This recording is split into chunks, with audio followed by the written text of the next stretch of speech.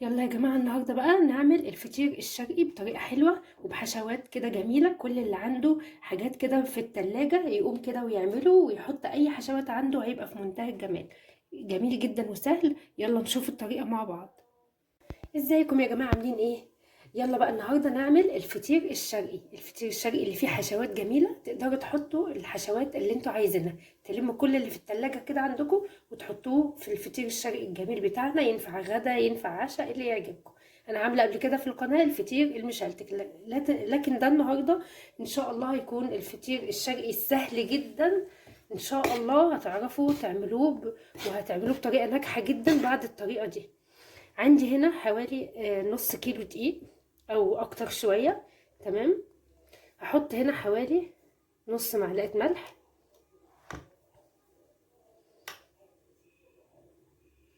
تمام. الملح هنا بيطعم العجينة وبيديلها عرق حلو. هحط هنا برضو شوية سكر، حوالي معلقة صغيرة سكر كده. خلاص. وهقلب كل ده مع بعضه كده. هو الفطير عبارة عن ملح وسكر ودقيق وميه وخلاص، مفيش اكتر من كده. لا فيه طبعا خميره، ولا بيتحط فيه لا زبده ولا زيت ولا اي حاجه من دي. هنبدا بقى ان احنا نعجنه بالميه اهو. بسم الله. شويه بشويه كده ونعجن. انا هعجن بايديا دلوقتي، بس هحاول المه بس الاول. انا هحشيه عندي بقطعه كده فراخ، انا عاملاها شاورما. حطها دلوقتي على النار، كانت عندي متبلاها وبحاول اشوحها، وبتحط لها شويه ميه مثلا تستوي. ما تحطيش الميه مره واحده في الدقيق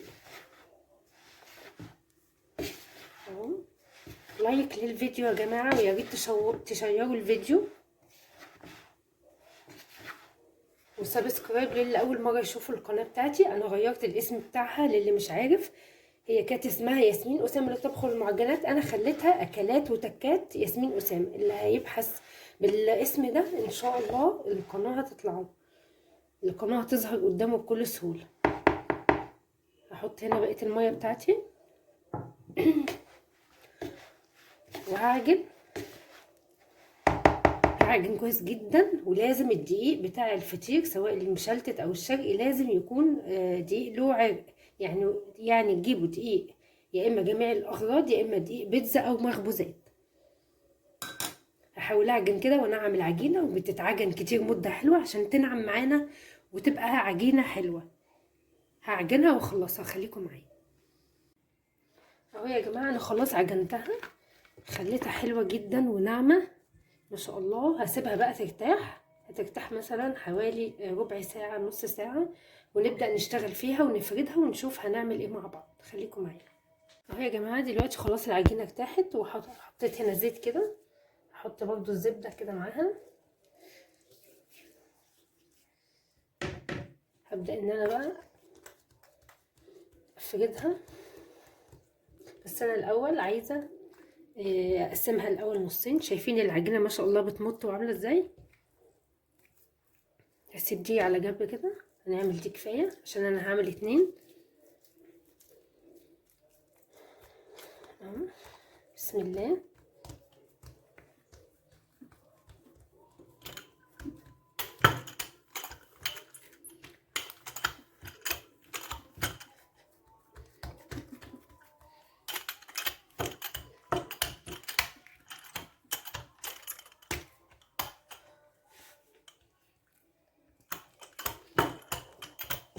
افردها كده كويس.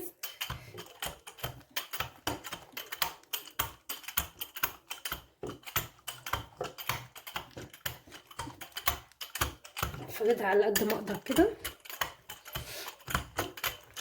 ما شاء الله العرق بتاعها حلو.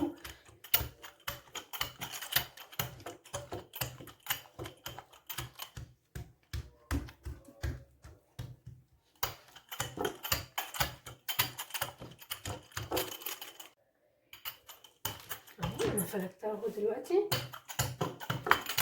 اي حته برضه الاقيها كده تخينه احاول ان انا افردها على طول.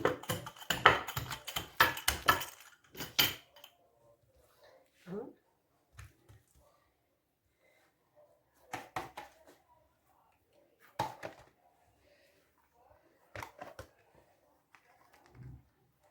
احاول ان انا ارققها كده.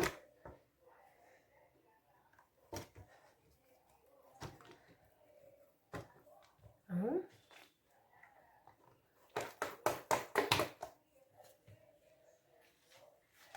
والزبده طبعا هي اللي بتورقها.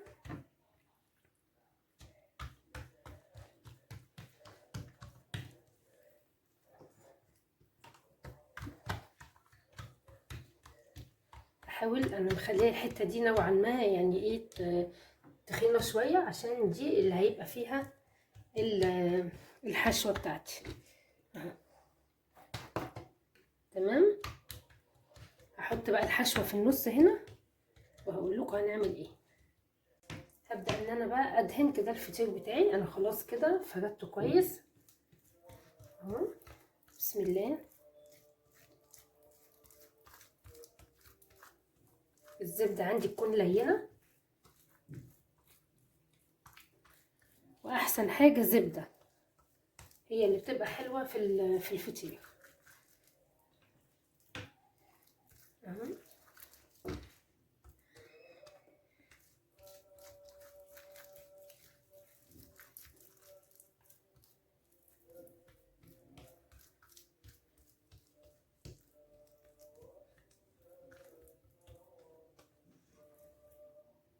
اي حته اتقطعت كل ده بيتدارى وما بيبقاش يعني ما بيحصلش اي حاجه، ما تقلقوش خالص. هفرد كده اهو.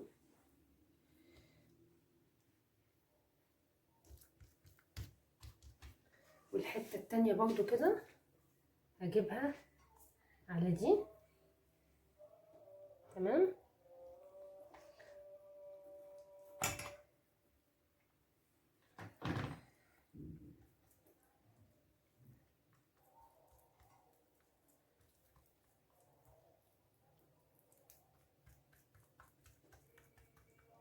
حط زبده برضو كويس كده.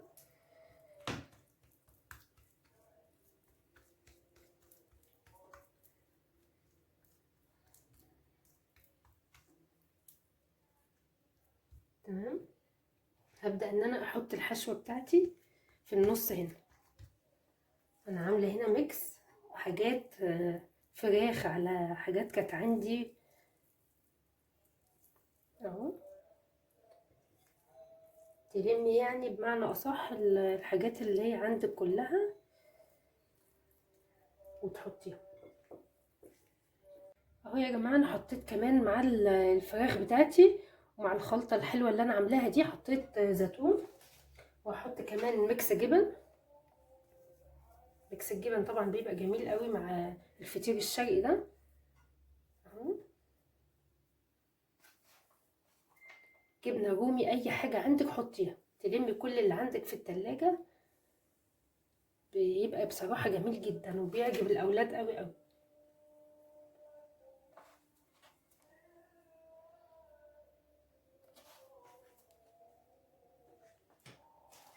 تمام اهو. هقفل بقى كده على الحشوه بتاعتي كده بسم الله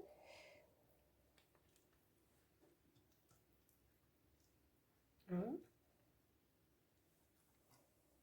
الحته كده اللي ملهاش لازمه او تخينه دي على طول تشيلي.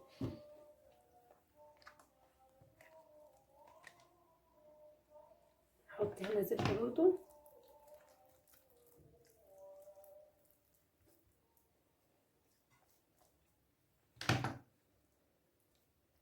اهو. وهنحاول ان احنا نلمه كده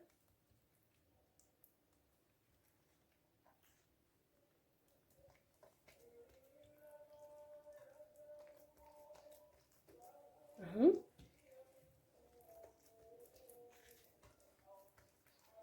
وهحطه على طول في الصينيه بتاعتي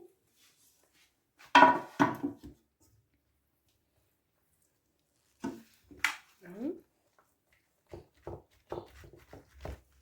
اسيبه يرتاح شويه وهرجع ايه افرده سنه كمان. اهو يا جماعه، ودي كده الفطيره التانية. انا مولعه الفرن اهو.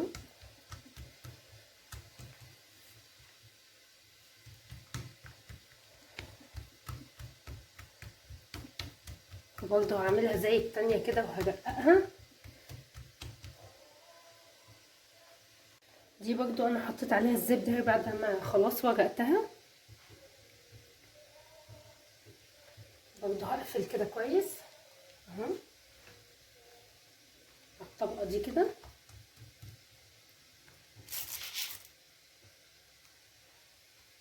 تمام.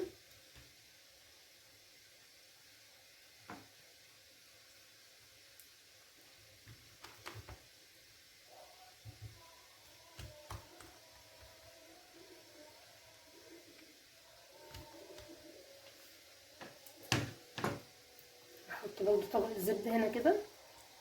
لايك للفيديو يا جماعه، واتمنى ان انتوا تشتركوا في القناه بتاعتي اكلات وتكات ياسمين اسامه. ان شاء الله هتلاقوا فيديوهات كتير هتعجبكم جدا، تورت وجاتوهات ووصفات اكل وطبخ كتير والفطير المشلتت. والنهارده عملت لكم اهو الفطير الشرقي ومعجنات كتير. هتلاقوا كل حاجه انتوا عايزينها، ففرجوا كده في الفيديوهات وشوفوا ان شاء الله هتلاقوا حاجات كتير. هحط هنا برضو طبقه اهو.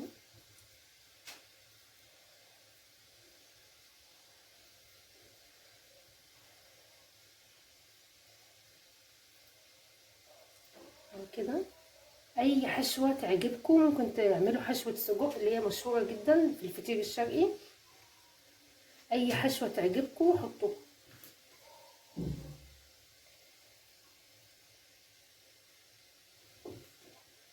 تمام.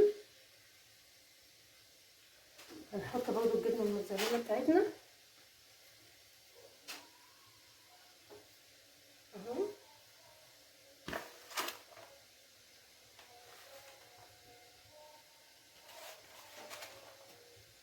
لو عندكم جبنه رومي بس ممكن يبقى كفايه جدا عادي.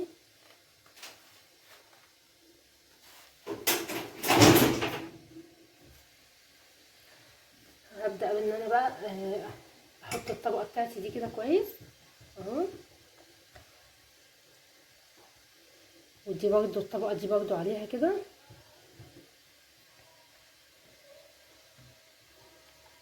اهو. احاول ادهن كده قطع حتت زبده تحت كده.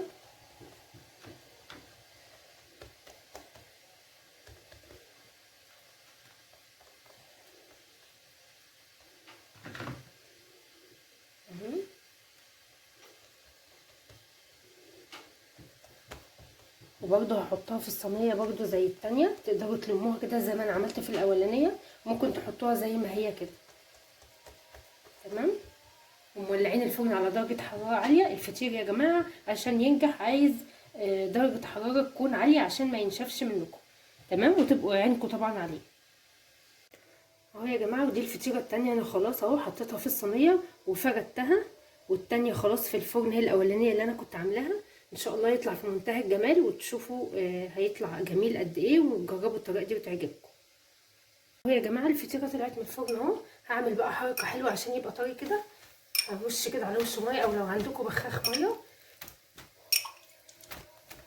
وعلى طول هقوم مغطيه عشان يطلع طري وحلو. وهقطعه دلوقتي قدامكم ونشوف شكله هيبقى عامل ازاي اهو يا جماعه. الحركه اللي احنا عملناها دي وتعمليها مع اي حاجه كمان، اي معجنات طالعه من الفرن، تحاولي ان انت ترشيها ميه بسيط كده وتقومي مغطيه، او لو حتى غطيتيها بس هتديكي برضو نفس النتيجه. بسم الله. هنبدا ان احنا بقى نقطع كده عشان اوريلكم التوريقه بتاعتها من جوه. شايفين الاول الفطيره من تحت عامله ازاي؟ ما شاء الله اهي.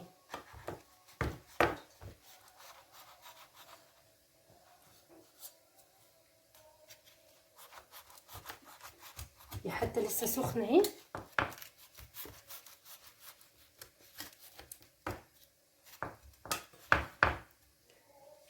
يا جماعه شايفين انا قطعت لكم واحده اهو، شايفين ما شاء الله الترويقه بتاعته كله جميل ومستوي ومورق جدا جدا، والطعم في منتهى الجمال. ان شاء الله الفيديو يكون عجبكم. ودي التانية اهي زي ما وريتها لكم برضو هقطعها اهي، شايفين ما شاء الله بجد تحفه. ان شاء الله يكون الفيديو عجبكم، واشوفكم على خير في فيديو جديد باذن الله، والسلام عليكم ورحمه الله وبركاته. ودي قطعه كمان يا جماعه اهي، شايفين ما شاء الله الترويقه بتاعتها. انا حبيت بس اوريها لكم كده عشان ايه تبقوا مطمنين ان هو هيطلع ان شاء الله النتيجه تحفه، وهيطلع جميل جدا واولادكم هيحبوه، وهيبقى تغيير في الاكل ان شاء الله.